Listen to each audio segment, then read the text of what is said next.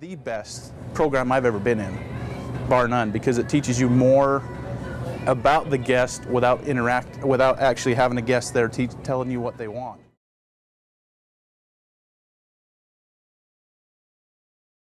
One thing that you don't think about is a normal guest spends we learned in localization they spend about $25,000 a year on groceries.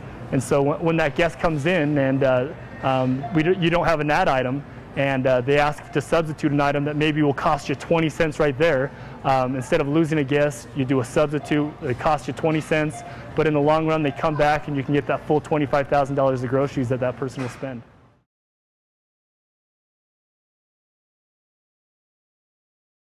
Cater to is a profile that we learned is what they called it in localization, and it's sort of who we cater to, and it's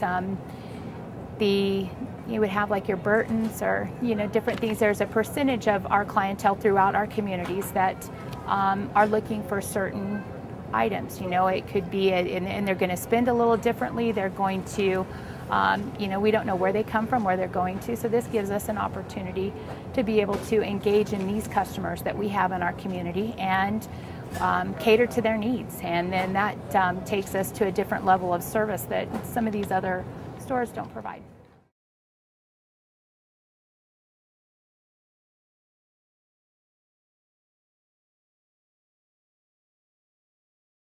I think that my team has really embraced the random acts of kindness. They love to go the extra step. They do.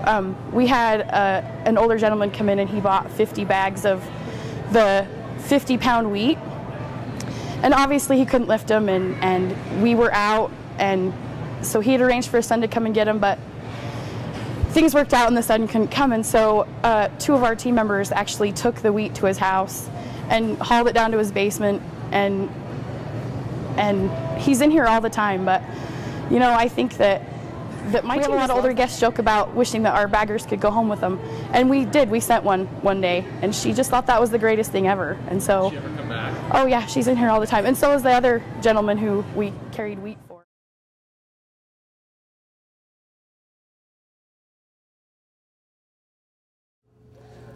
Trying to be more organized, make sure that everyone is on the same page, and trying to put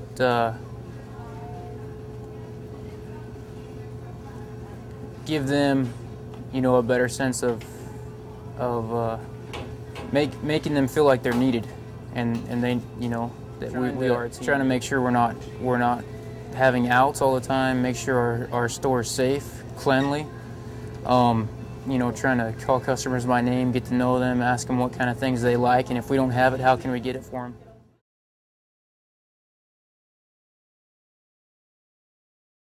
We actually do this stuff right here. We got our fresh made salsas. We have Tim's Mojo Veggie Dip, which is my creation, and the customers just love it. It's because it's something that we made for this store and only this store, and you can only get it at this store. And it goes crazy, people just love it just because it's mine.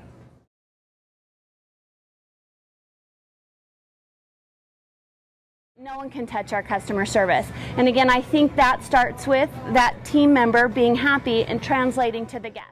We had an employee the other day, we were out of a product, and I've always had a policy here that we're never out of anything, or I try to. And this employee had two different guests walk up and ask for some cilantro, and the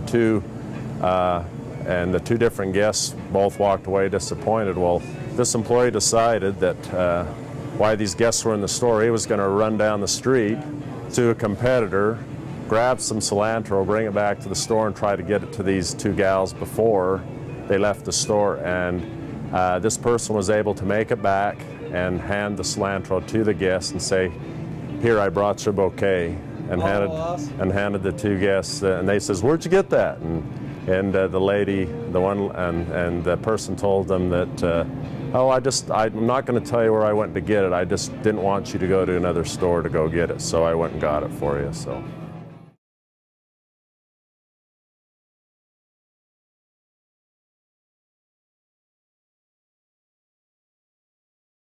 That's the number one thing is our customers. You always have to take care of your customers first.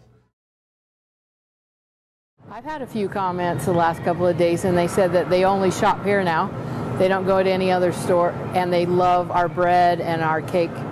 Our cakes are the best that they've had in town. Even from Salt Lake, they stopped buying them in Salt Lake. Awesome. We do a lot of sampling, and we do a lot of different things where we have a cake of the week, and we take it out and sample it and get our guests' opinion on what they think of it, if we should bring it back, if we should keep it in our case.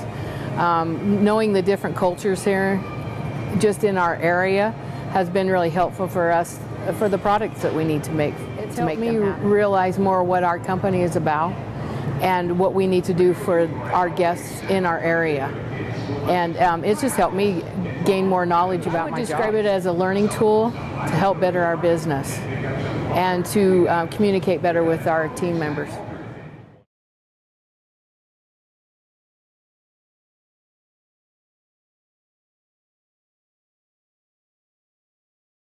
Localization to me is about connecting with other people and basically focusing on their needs and doing what is right for them. And I can take that back into my daily life as well, as making sure that I'm reaching out to the people around me. Quarter is the time where we have to put it all on as we work. I mean, we come in the morning, we start building product, but we're building up for the grand finale, which is our fourth quarter.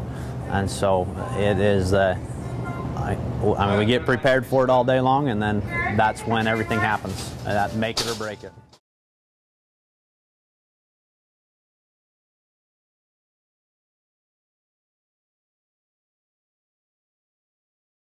The customers have said that when you have theme days or theme weeks, the attitude of the store is much more casual and a little bit more friendlier. So that's why we like to have these. Think about what are the kind of kids aspects about it? What are the adults going to think about it? And usually when I try and do a display in the store, it's like, what kind of reaction do I want from, like where I'm in the floral department? I want a lot of kids to come in and say, oh, look at the pretty flowers. And the parents will take them over and they'll smell the flowers. And like, don't touch, but you can smell. But we've got a lot of, I try and think about what reaction the people are going to try and have a lot of fun. You're going to be entertained, and it's going to make it to where you'll keep that thought in your mind the whole time. I mean, like when we did Huckleberry painting the fence, you know, when you get people together, that's going to stick in your mind.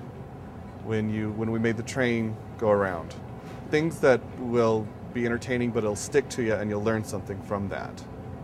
You know, Mr. Propellerhead. Yeah. You know, that was statistics, and what made us learn. You know, and we'll remember that from that little bit of, you know, Mr. Propellerhead. He was the statistic. What did he say? But that's what was entertaining, and then we'll go back to our notes, back to our booklets, and remember what was actually said. But just because that little propeller head, that train, little things like that is what's going to keep it in your mind. The banana races. Little things like that is what's going to make it entertaining. And you're like, what did they say? I don't remember what they said, but you'll go back to your book and it'll all come flashing back as to what you said and what you taught us. That's the part I liked about it.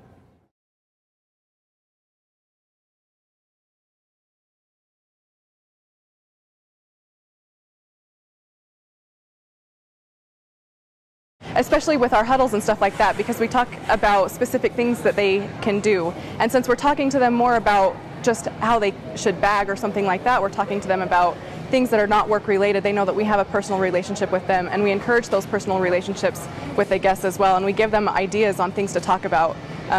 Hey, do you like eating steak dinners? Well, good, because we're having a steak dinner this week. And so it just gives them a lot more talking points for our guests, and our guests are able to participate in all of our store activities because our team members are talking with our guests. Our team members will pass out comment cards and say, hey, tell us what you think about Macy's. You're here today, so how was your experience today? Why do you continue to shop here? And they say some really amazing things, anywhere from I love your store, it's great, to I love that you're closed on Sundays. Thank you so much for that carnival activity. We can't go anywhere else for free and enjoy a petting zoo, and it was really amazing. And so the comments range from